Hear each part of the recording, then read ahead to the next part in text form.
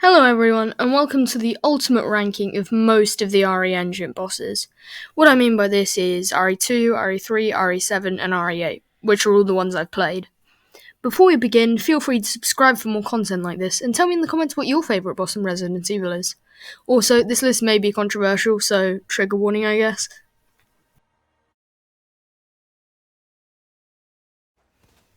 Now starting off with number 29, we have G5. The final Birkin boss fight's design is quite clearly not meant to be challenging, and it feels just like an ammo super sponge, and that just kind of makes this fight very boring and very pointless. Swiftly moving on from that, we have another similar boss fight, which is Evelyn in Resident Evil 7. She is very similar to G5, where she just kind of soaks up damage. But there are some other factors, like injecting her with the serum first. Despite this, though, it is still just a sponge fight, which really isn't fun. For 27, we have G2, the crane fight. Dear God. If you've seen my playthroughs of RE2 Remake, you'll see that I got hit by the container during this fight as both Leon and Claire. I just find this fight very fiddly and annoying because there's a severe lack of space.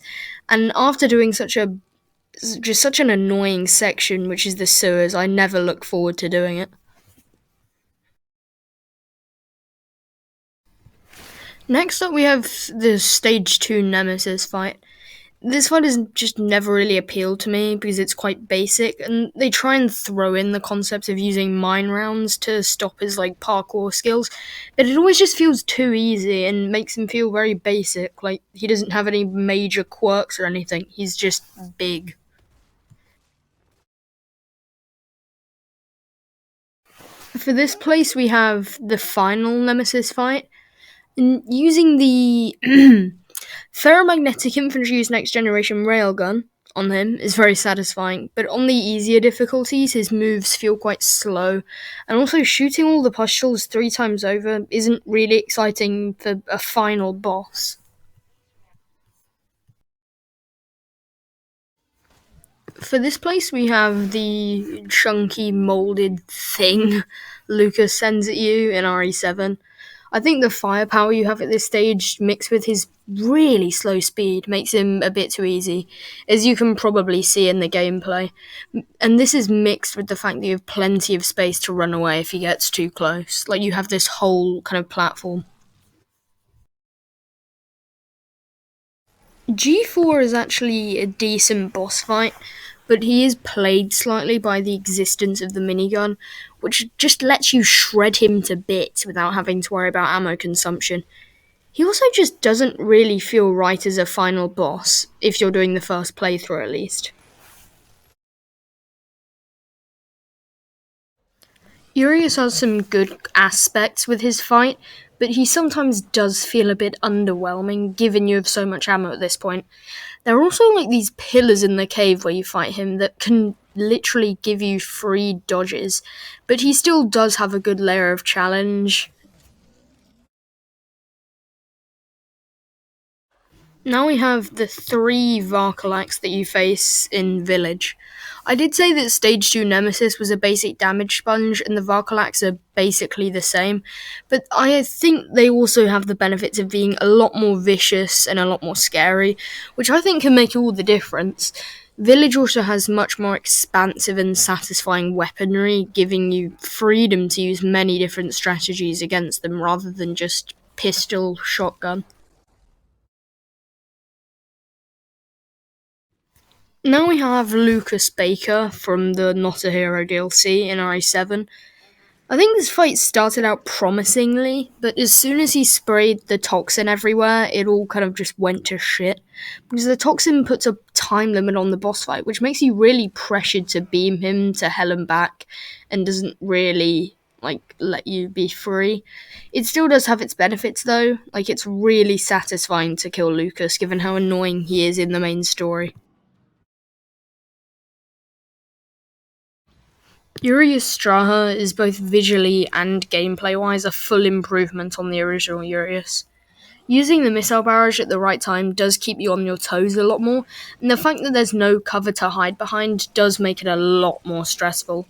This fight would be even better if you weren't playing as like a fully equipped soldier with ammo and grenades aplenty though. Bella, Cassandra, and Daniela Dimitrescu are all great mini bosses that can keep you entertained during the castle section of RE8.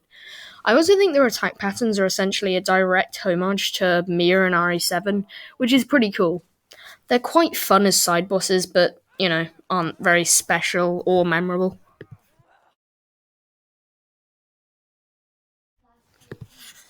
I know I hate a lot on Birkin, but G3 is a solid boss that can actually be quite challenging on harder difficulties. I'm not a big fan of the stage, and running around to get more ammo and health is very awkward, but nevertheless, he does have some really cool attacks and an engaging enough strategy. Fanman is a pretty good boss fight. He doesn't have any major issues, and his strategy is actually very enjoyable. But he seems like a very forgotten boss who doesn't really have much rooting for him. I do adore his design though, and his two moves keep you on your toes well. I'll always love you, Fanman. Mia Winters is a perfect opening boss fight. She introduces you to guarding and attacking in first person very well, and she also tends to be very aggressive, not even giving you a moment to breathe. The only reason she isn't higher is just because she isn't as complex, but still a great intro to Resident Evil 7. What really helps Stage 1 Nemesis is his wide variety of moves. He has strategies if you're behind cover too much or if you get too close that can counter you, and it makes him very engaging. He could have done with a third phase, but I digress. Now, finishing off Resident Evil 3, we have Stage 2.5 Nemesis. I have very mixed feelings on this fight, because on the one hand, I love the setting, his strategy is great, and his new attacks with his tentacle are quite challenging. But sadly, on the flip side, he is still Stage 2 Nemesis with some annoying zombies on the side. If he had even more variation from his previous fight, then he might be near perfect.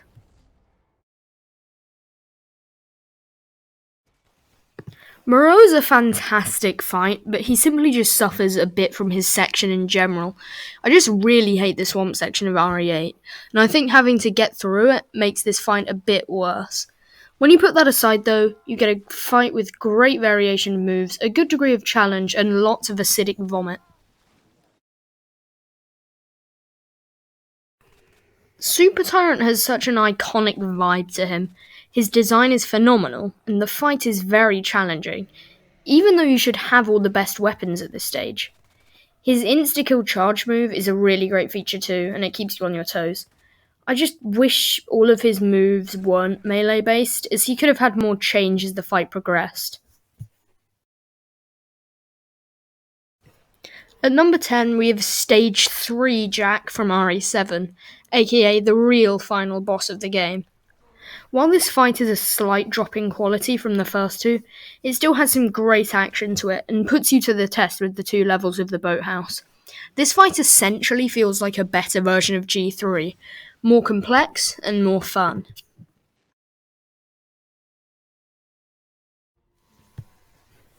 Next up, we have the two treasure giants from Village. You can find these axe-wielding lads either in a shack close by to the village or from the Beneviento's treasure quest. Their designs are scary as hell, and their movesets match that too, with them being able to jump around and attack viciously. They're also beefy boys, meaning it'll take a good amount of time to take them down.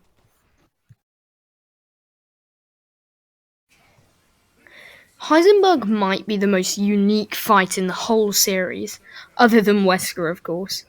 Piloting Chris's DIY tank is really fun and is a good break from having to worry about ammo, so you can just only focus on your guarding and accuracy skills. Heisenberg is also a very good character, which has definitely tipped the scales here. Simply a delight. Moving on to another lord, we have Lady Dimitrescu. This fight has been designed very accordingly for the resources the player has at this point in the story, making it the perfect level of challenging. You're also forced to make a lot of decisions on the fly of whether to move or keep shooting, which is very refreshing and inconsistent in a good way. This fight also makes you get very versatile with your weapons as well, which is a lot better than just spamming the shotgun.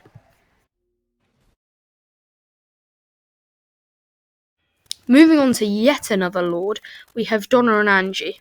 This is also a very unique fight in the sense that no weapons are involved whatsoever, and instead you're just on the clock to find Angie 3 times. This section always feels very tense and refreshing for the highly action-oriented village.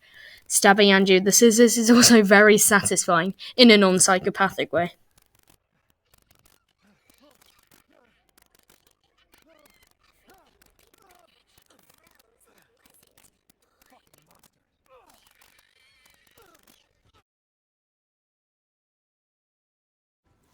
Now in the top 5, we have Jack Baker in the garage. This fight is simple and yet easily the most iconic in RE7. The fight can also change each time. For example, if Jack just decides to pull you out of the car. And when he takes the wheel, it's always such a cool and yet terrifying moment. Sometimes the simplest fights can be the best. I really like G1's boss fight.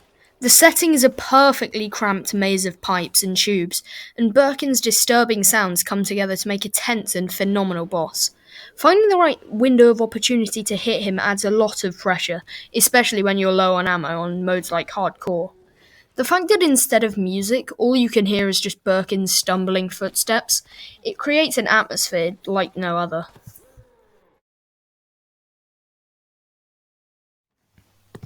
Marguerite's fight in RE7 is not only difficult, but also incredibly terrifying and well built up to. Seeing the mutated hands grab the lantern is such a memorable image and reflects the horrifying design of her. If you want to know why people say RE7 is the scariest game, this fight essentially speaks for itself. It's dark, pressurizing, and bug infested to hell and back. Once you start this fight, you'll just be wanting it to end.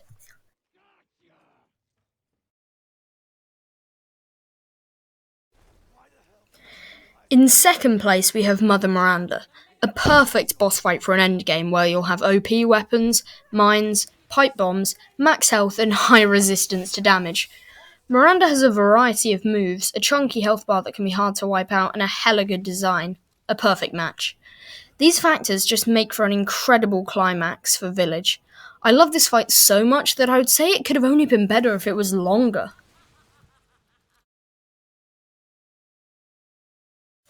And finally, at our number 1 position, we have the Chainsaw Jack fight. The setting, great. The strategy, great. The length, great. I never knew I needed to have a big chainsaw fight with Jack, but I do. Challenging, yes. Novel, yes. Scary, yes. All of the good factors I pointed out with the other fights come out in some form of this fight. I know I might be gushing about it a lot, but it just is that good, and that's why it deserves the top spot. And that wraps up this list. If you enjoyed the video, you can support the channel by liking, subscribing, or heck, even just disliking.